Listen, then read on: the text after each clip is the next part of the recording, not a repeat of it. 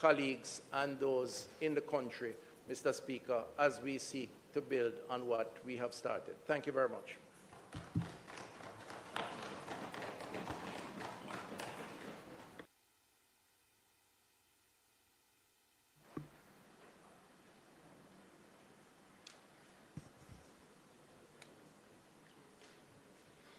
Member from St. Catherine Southeastern, you're the spokesperson on health. You have the floor.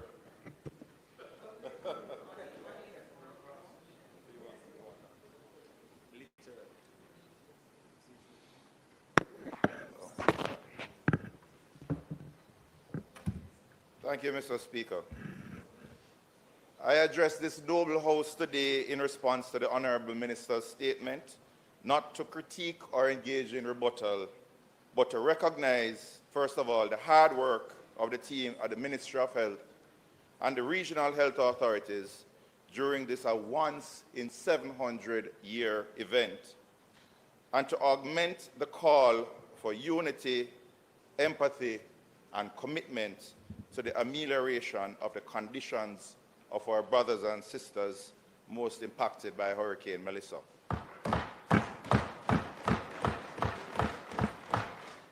The hurricane has caused untold damage, and debates continue as to the adequacy of our disaster preparedness.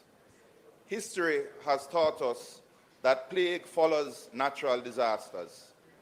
We cannot fully prepare for a natural disaster, but we have the window of opportunity today to prepare for and possibly avert a public health disaster in the upcoming months.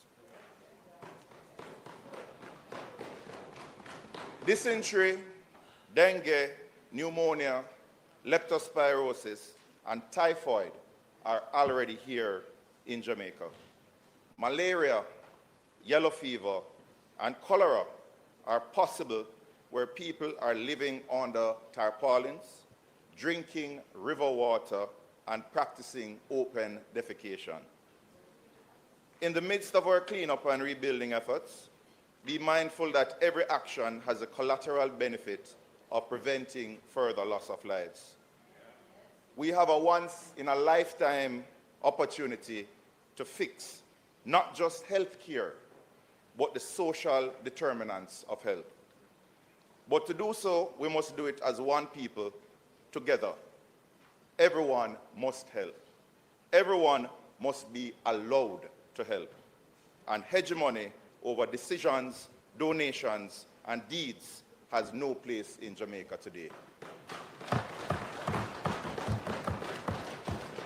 Mr. Speaker, let us not be fooled by well wishes and token support. We must fix ourselves.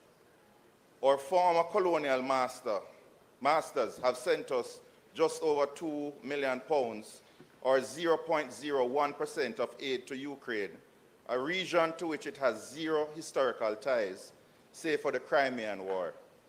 During said war, it was Jamaica who sent tangible aid to their forces through Mary C. Cole.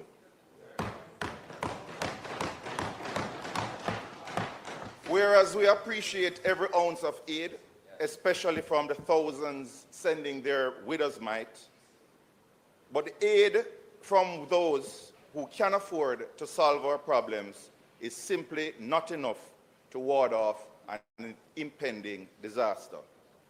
Again, we must fix ourselves together.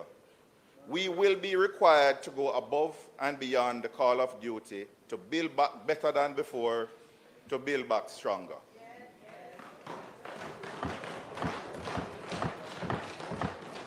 Healthcare workers have lost their homes and possessions and are still required to be frontline workers while suffering from shell shock.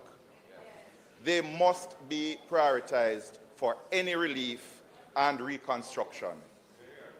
I recognize the Minister's approach for that, and I am fully behind that suggestion. I will go further, though, by saying that homeless healthcare workers must be housed as soon as possible. so they do not have to worry about where they will shower and sleep while providing empathetic care. Public health must be a priority in order to stave off potential outbreaks. Potable water and proper sanitation cannot continue to be luxuries in disaster-hit areas. If what obtains cannot be addressed post-haste, then we must evacuate the affected from the petri dishes they once called homes. Healthcare workers alone cannot shoulder the burden of distributing crucial public education, hygienic kits, and water treatment tablets. We must engage the church, we must engage the justices of the peace, and the community-based organizations, and we must engage the constituencies, machineries. House Leader. The member time for speaking has expired in how much? 10? 5? 5? He has asked for, we asked that it be extended for 5 minutes to complete. The request is on the floor. Those in favor? Aye. Those against, ayes have it. Thank you, Mr. Speaker. So we must engage the constituencies, machineries that are just trickling down from a competitive general election. Cumulatively, these institutions can identify and reach those who cannot access health care or the necessary information and resources to prevent diseases. Public education on water treatment, proper hygiene, vector control, and the recognition of the signs and symptoms of the expected diseases must permeate every medium, with every volunteer carrying the message, not just burnt-out healthcare workers. It is the duty of every Jamaican to spread the words necessary to avoid a public health catastrophe. It is the duty of each one to reach one with material and emotional support. We are all traumatized from the hurricane, and post-traumatic stress will unmask or exacerbate anxiety, depression, even outside of the hardest hit areas. Mental health reform across the land must be undertaken immediately, and public education coupled with access to counseling services, only recently highlighted by the recent spike in suicides, should be island-wide. Melissa has shown our healthcare sector to be fragile. In rebuilding the health facilities damaged, the goal is to build a resilient healthcare system. But I challenge you, Honorable Minister, to build a healthcare system that is anti-fragile, one that is not just resilient to stressors and disasters, but in the true sense of the term, anti-fragility, overcomes and becomes stronger through built-in mechanisms that recognize deficits and appropriately address them.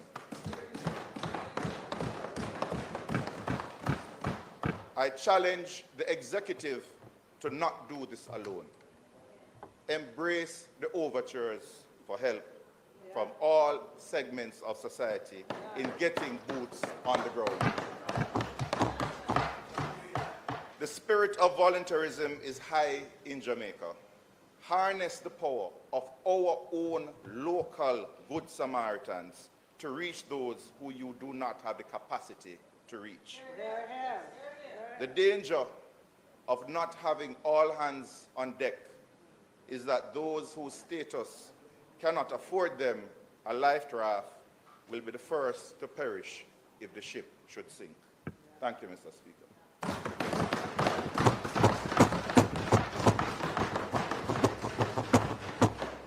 Member from Westmoreland Central.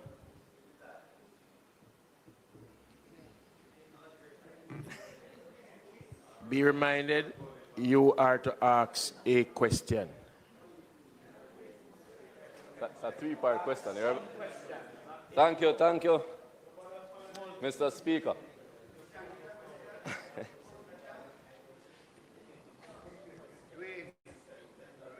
It's just a question.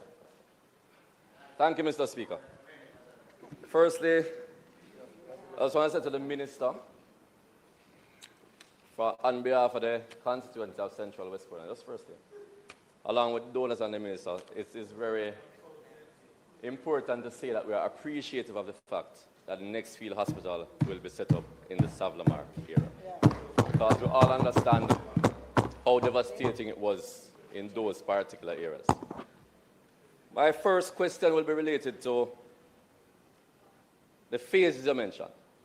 I remember you said the first phase is the relief phase. That will take 3 months. The second phase, which is reestablishing the centers and hospitals to pre-hurricane levels, I noticed a timeline was not given for that.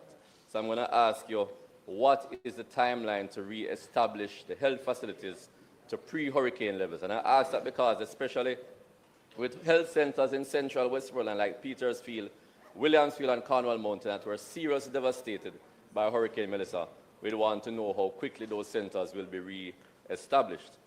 The second part of that question will have to do with the mobile units. In the statement, it stated that the Petersfield area, where that center is, will have benefited from the mobile units.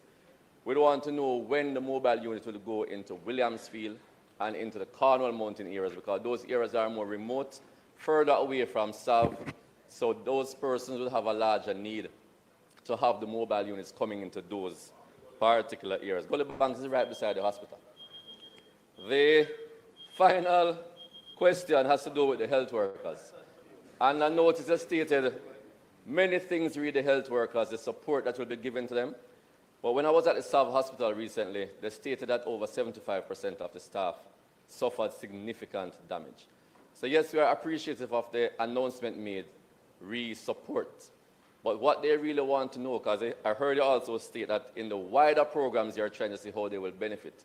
But what you want to know, if there will be, or if there could be, any special allocation outside of the wider allocations, specifically for our health workers, especially those are the questions.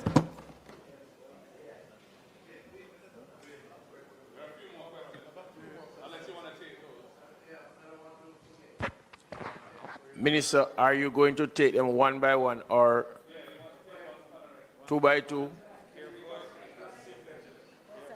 All right, so you're going to take the member from questions from Central Westmoreland first?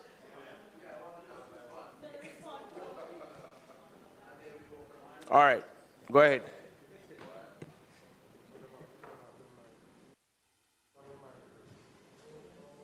Okay, so first thing, Mr. Speaker, I want to thank the member who spoke first. Thank him for his measured response, which I thought was sober and is in keeping with the theme. No, it's a compliment in the theme of the need for unity and the response to this, where many people have been damaged. So I do accept his areas of emphasis as a constructive criticism or constructive observation, because he's correct that the issues of building back stronger, of assisting the healthcare workers, of engaging as many persons as possible, these are all very valid points, and we have attempted so to do. In fact, we hosted a forum at one of the hotels in Kingston, which was made public, of all the groups that were interested to collaborate. We had over 30 NGOs, bilateral, multilateral partners, and some local interest, business community. And through that collaboration, we have established a window where persons who are interested to participate can engage and be a part of that process. So we will continue so to do until we overcome this particular issue. The issue of building back stronger with more resilience is a critical part of that process.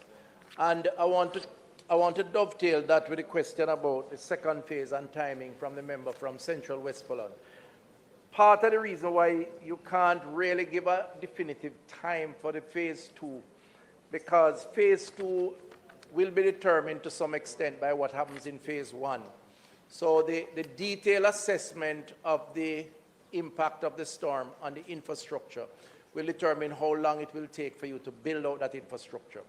And what we are hoping to do at the end of phase 1 is to have a more comprehensive assessment of cost, length of time. Remember, now we have a procurement process, so it could last less than a year, it could last a year. And in particular, if you're going to deviate towards the more resilient infrastructure that the member who spoke first spoke about. So it's a function of the timing. As it relates to the healthcare workers, we are doing what we can do at this point to provide critical support.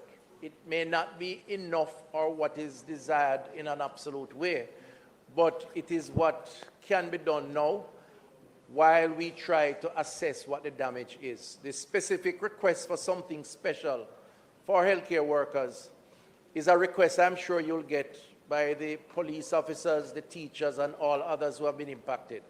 And this is not to devalue the impact of healthcare workers. It's just to say that until we have a better assessment as to what that damage is, we will have we will have to remain in keeping with a short-term response until we can give a longer-term response.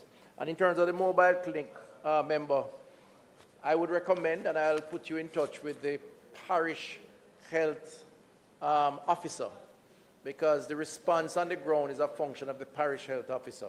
In fact, when I met with the member from Eastern Westmoreland, I introduced him to the administrator for the parish, and I indicated that they need to work together so that you can help to direct that traffic. And that's one way that the MPs will be involved. Thank you, Mr. Speaker.